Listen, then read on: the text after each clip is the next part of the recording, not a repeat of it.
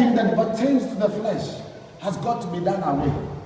Each and every one of us. That is why when you came to the Lord, the very day you said, God, today I surrender. In other words, you and me, we were saying, God, separate me. God, I'm ready to leave anything that pertains to Egypt.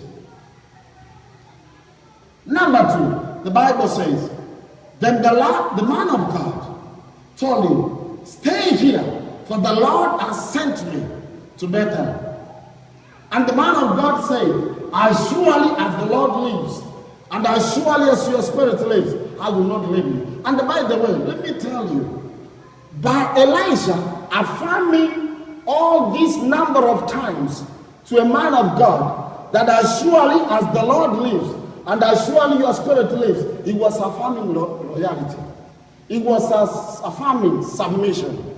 He was ready to submit to God and to the man of God. And for us to get to our destiny, we've got to learn to submit to God and to submit to the men of God and women of God. Submission doesn't mean it's dictatorship. Submission means humility. And there is no way, get it from me, that people come to your life by accident.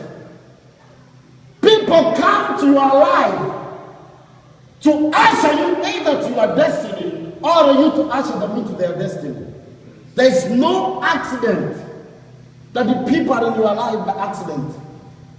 God uses someone either to usher you to your destiny or you to usher that person to your destiny. So it's important to understand and to know why this person has been presented or this person is in your life at that particular time. Elisha identified that the man of God was in his life to usher him to his destiny. But he submitted.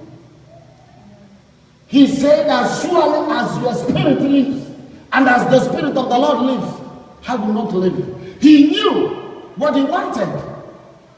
He knew the Christian walk to receive that double that he wanted. It wasn't an easy thing. There are no shortcuts to the things of God. The way to the things of God is a long way.